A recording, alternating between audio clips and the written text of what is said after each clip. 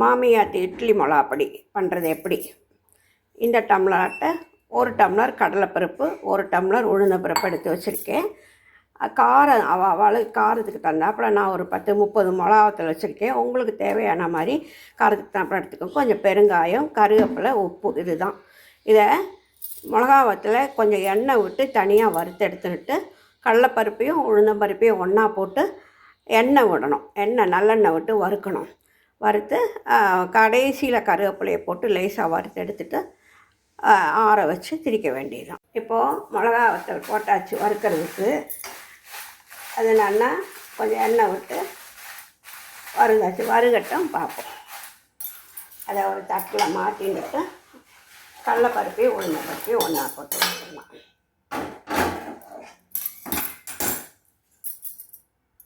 இப்போது கடலைப்பருப்பும் உளுந்தம்பருப்பும் ஒன்றா போட்டு நல்லா செவக்க இந்த மாதிரி செவக்க வறுக்கணும். பெருங்காயத்தையும் அது கூட போட்டுடலாம். இது கொஞ்சம் வறுந்து வந்தோடனே கருவேப்பிலையும் அதில் போட்டு ஒரு பரட்டு பரட்டினா போகிறோம். அது கருவேப்பிலையை போட்டு ஒரு பரட்டு பரட்டினா போகிறோம். அது ரொம்ப வறுக்கணும் கிடையாது. அதே மாதிரி தேவையான அளவு உப்பையும் அதில் போட்டுக்கலாம், இல்லை தனியாக வறுத்து போட்டுக்கலாம். இப்போ இது வறுந்தாச்சு. ஆற வச்சுட்டு பொடி திரிப்போம். இப்போது மிளகா வத்தல், கடலைப்பருப்பு, உளுந்தம்பருப்பு எல்லாம் எண்ணெய் விட்டு வறுத்து எடுத்து ஆற வச்சுருக்கேன். இப்போ அதை ஆறினதை மிக்ஸி கப்பில் போடுவோம். மிளகா வத்தல் போட்டுருவோம். முதல்ல மிளகா வத்தலும் உப்பையும் போட்டு அரைச்சிட்டு அதுக்கப்புறம் பருப்பை போட்டு கருவேப்பிலை, பருப்பு, பெருங்காயம் எல்லாத்தையும் சேர்த்து போட்டு அரைக்க வேண்டியதுதான், திரிக்க வேண்டியதுதான். மிளகா வத்தல் போட்டாச்சு.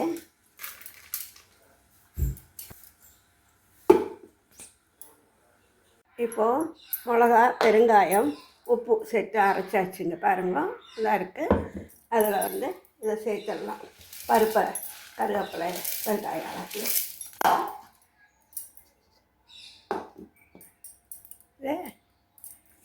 இப்போது அரைச்சிட்டு வந்துட்டு காமிக்கிறேன். இப்போது என்ன பார்க்குறோன்னா மிளகா பொடியை அரைச்சாச்சு.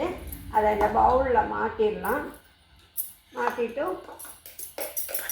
ஆற விடணும். நல்லா ஆற விட்டுட்டு நல்லா ஆறினதுக்கப்புறம் காற்று புகாத டப்பாவில் போட்டு பாட்டில்லையோ டப்பாலையோ போட்டு வச்சுருந்தாச்சுன்னா ரெடி ஆகிடுது. இந்த மாதிரி. நன்றி, வணக்கம்.